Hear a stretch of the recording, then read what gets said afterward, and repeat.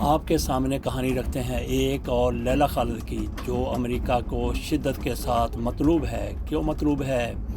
اسے ہر صورت میں حوالے کرنے کا کہا گیا ہے۔ کوئی بھی ملک اسے پناہ دینے کے لیے تیار نہیں۔ آخر کار اس خاتون کی طرف سے کیا جرم کیا گیا ہے کہ امریکہ اس کے پیچھے پڑ گیا اور اسے ہر صورت امریکہ لا کر اس پر مقدمہ چلانا چاہتا ہے؟ اسے سزائے موت ہو سکتی ہے یا پھر عمر قید کی سزا۔ یہ ریکارڈنگ میں ٹرین کے سفر کے دوران کر رہا ہوں، اس لیے آپ کو ٹرین کا ہلکا ہلکا شور بھی سنائی دے رہا ہوگا اور کوئی نہ کوئی آوازیں بھی آ رہی ہوں گی۔ اب چلتے ہیں اپنے اصل مدعے کی طرف۔ امریکہ نے متعدد مرتبہ مطالبہ کیا کہ اردن اپنی شہری احلام تمیمی کو اس کے حوالے کر دے تاکہ ان پر دوسرے فلسطینی نکبہ کے دوران اسرائیل اور امریکی شہریوں پر ہوئے حملے کا مقدمہ چلایا جا سکے۔ ان کی امریکہ حوالگی کے حوالے سے حالیہ تنازع 2 فروری 2025 کو اس وقت بنا جب حماس سے منسلک ٹی وی چینل الاقصی نے یہ خبر نشر کی کہ اردن نے احلام تمیمی سے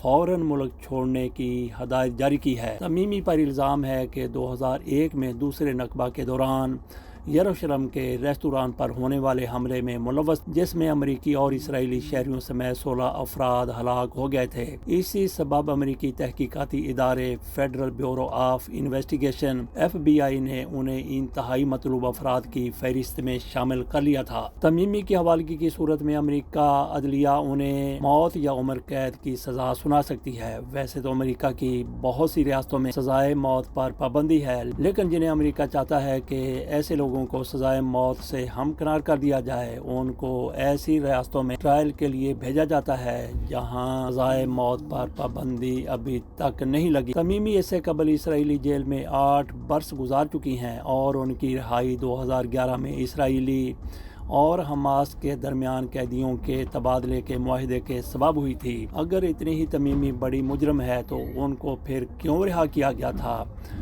تمیمی کا اردن چھوڑنے سے انکار۔ دوحہ میں مقیم تمیمی کے شوہر نزار تمیمی کہتے ہیں کہ اردن کی جانب سے ایک ثالث کے ذریعے ان کی اہلیہ سے ملک چھوڑنے کی درخواست کی گئی ہے۔ نزار کا کہنا ہے کہ اردن کے حکام ان کی اہلیہ سے براہ راست رابطہ نہیں کرتے بلکہ ایک ثالث کے ذریعے بات کرتے ہیں۔ انہوں نے دعویٰ کیا کہ اردن کے حکام نے کہا ہے کہ اگر تمیمی ملک نہیں چھوڑتی تو ہم انہیں امریکہ کے حوالے کر دیں گے۔ پاکستان سے بھی 2 لوگوں کو، ایمل کانسی اور رمزی یوسف کو امریکہ کے حوالے کیا گیا تھا۔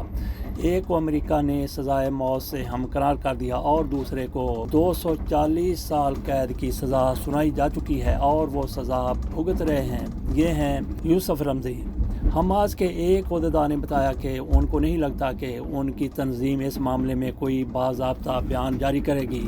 تاہم تمیمی کے شوہر نزار کا کہنا ہے کہ ان کی اہلیہ نے اردن کی حکومت کے فیصلے کو ماننے سے انکار کر دیا ہے کیونکہ وہ اردن کی شہری ہیں اور آئین کے مطابق انہیں کسی بھی دوسرے ملک کے حوالے نہیں کیا جا سکتا۔ احلام پر ایک ایسے حملے میں ملوث ہونے کا الزام ہے جس میں امریکی اور اسرائیلی شہری مارے گئے تھے۔ اس معاملے میں جب بھی اردن کے ساتھ سرکاری طور پر رابطہ کیا جاتا ہے تو کہیں سے بھی سرکاری طور پر کوئی جواب یا تبصرہ اس پر نہیں ہوتا۔ تاہم اردن کے ایوان نمائندگان کے اسپیکر نے پارلیمنٹ کے ایک سیشن کے دوران کہا تھا کہ احلام تمیمی کے حوالے سے خبر غلط ہے۔ جب میڈیا پر اس موضوع پر گفتگو ہوئی تو اردن کی پارلیمنٹ میں مذہبی تنظیم اسلامک ایکشن فرنٹ کے سربراہ صالح الامرتی کا کہنا تھا کہ انہوں نے وزیر اعظم اور سیکورٹی ایجنسیوں کے ڈائریکٹر سے بات کی ہے۔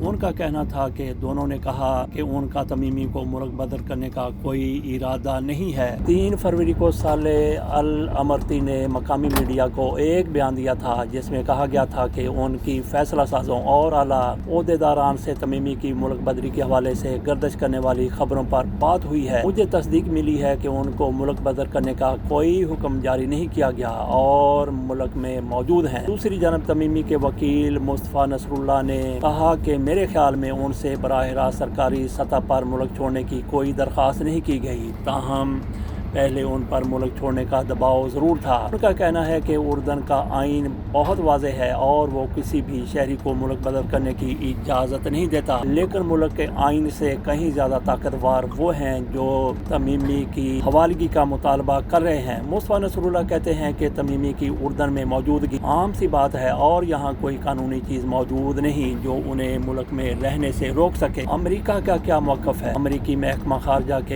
ایک ترجمان نے بتایا کہ ان کی جانب سے متعدد مرتبہ احلام تمیمی کے احتساب پر زور دیا گیا ہے۔ ان کا کہنا تھا کہ امریکہ اردن کی حکومت کے سامنے اس موقف پر قائم ہے کہ تمیمی ایک ظالم قاتل ہیں اور ان کا احتساب ہونا چاہیے۔ دوسری طرف 2017 میں تمیمی نے ایک انٹرویو میں کہا تھا کہ فلسطینیوں کو اس عسکری قبضے کے خلاف ہر طرح سے مزاحمت کرنے کا حق حاصل ہے اور ان میں ایسے حملے بھی شامل ہیں۔ ان کا مزید کہنا تھا کہ انہیں امریکی شہریوں کی جانب سے بھی سوشل میڈیا پر دھمکیاں موصول ہوئی ہیں اور وہ گرفتاری کے ڈر سے اردن نہیں چھوڑ سکتی۔ امریکہ میں واشنگٹن کی ایک عدالت نے 15 جولائی 2023 میں تمیمی کے خلاف ایک گرفتاری کا وارنٹ بھی جاری کیا تھا۔ 2020 میں امریکہ میں 18 یہودی تنظیموں نے حکومت سے مطالبہ کیا تھا کہ وہ اردن پر دباؤ ڈالیں تاکہ تمیمی کو امریکہ کے حوالے کیا جا سکے۔ 2020 میں ایسوسیٹ پریس نے خبر دی کہ اس وقت کی ٹرمپ انتظامیہ اردن کو دی جانے والی امداد روکنے پر غور کر رہی ہے۔ اس وقت ٹرمپ انتظامیہ کی جانب سے تصدیق کی گئی تھی کہ وہ تمیمی کی حوالگی کے لیے اردن پر دباؤ ڈالنے کے لیے ہر آپشن پر غور کر رہے ہیں۔ تو ناظرین یہاں پہ ذرا غور کیجئے کہ کس طرح سے اردن کے اندر سے تردید ہو رہی ہے کہ انہیں کسی نے نہیں کہا کہ ان کو امریکہ کے حوالے کیا جائے۔ آگے سوال اٹھتا ہے کہ کیا اردن امریکی دباؤ برداشت کر سکتا ہے؟ تو آپ ناظرین اس حوالے سے کیا سوچتے ہیں، کیا کہتے ہیں؟ تمیمی کے شوہر نزار کہتے ہیں کہ وہ اسی بات سے بخوبی آگاہ ہیں کہ اردن پر امریکی دباؤ اس معاملے کو مزید پیچیدہ کر سکتا ہے، لیکن یہ معاملہ ہمارے ہاتھ میں نہیں ہے۔ نزار کے پاس اردن کی شہریت نہیں ہے اور ان کے مطابق وہ 2020 سے اب تک اپنی اہلیہ سے ملاقات کے لیے متعدد مرتبہ درخواست کر چکے ہیں۔ یہ بھی ایک معاملہ ہے کہ ان کے شوہر ہیں اور ان کے پاس اردن کی شہریت ہی نہیں ہے، لیکن ہر مرتبہ ان کی درخواست مسترد کر دی جاتی ہے۔ کیسے شوہر ہیں جن کی بیوی سے ملاقات نہیں ہوتی اور کیسا اردن کا قانون ہے؟ نزار دراصل تمیمی کے کزن ہی ہیں اور ان کا تعلق فلسطینی تنظیم الفتح سے ہے۔ 1990 کی دہائی میں ان پر ایک اسرائیلی شہری کو قتل کرنے کا الزام لگا تھا اور انہیں عمر قید کی سزا سنائی گئی تھی، تاہم دونوں میاں بیوی کو 2011 میں رہا کر دیا گیا تھا۔ نزار کہتے ہیں کہ ڈونلڈ ٹرمپ کی وائٹ ہاؤس میں آمد کے بعد اردن پر ایک مرتبہ پھر تمیمی کو امریکہ کے حوالے کرنے کے لیے دباؤ پڑے گا۔ ان کا مزید کہنا ہے کہ تمیمی نے متعدد ممالک سے پناہ کی درخواست کی ہے، لیکن امریکی دباؤ کے سبب کہیں سے مثبت جواب نہیں آیا۔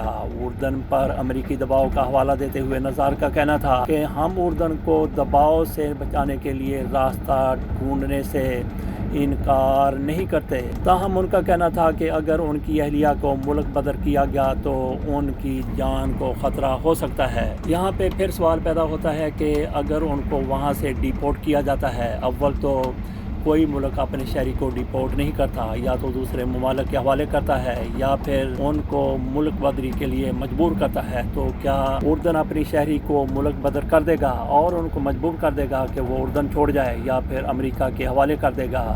امریکہ بہت طاقتور ہے، وہ کچھ بھی کرنے کی پوزیشن میں ہے، تو یہاں پہ یہی کہنا بنتا ہے کہ ہے جرم ضعیفی کی سزا مرگ مفاجات، اور امریکہ اپنے طور پر کتنا حق پر ہے، کتنا سچ پر ہے کہ اس کے شہری قتل کر دیے گئے، تو اپنے شہریوں کے قاتلوں کو کیا وہ ان کے انجام تک پہنچانے کے لیے کوشش نہ کرے؟ یہ سوال چھوڑے جا رہے ہیں آپ کے لیے۔ اس کا جواب یہ بھی بنتا ہے کہ جب فلسطینیوں پر ظلم ہو رہا ہو، جبر ہو رہا ہو، تو وہ اپنے تحفظ کے لیے، اپنی حفاظت کے لیے، اپنے دفاع کے لیے کیا ان کو ہتھیار اٹھانے کا حق حاصل نہیں ہے؟ لیکن سوال احلام تمیمی کا ہے، وہ فلسطینی نہیں ہیں، انہوں نے فلسطینیوں کی حمایت میں ہتھیار اٹھائے، تو کیا ان کو یہ حق پہنچتا ہے؟ اجازت دیجیے، اللہ حافظ۔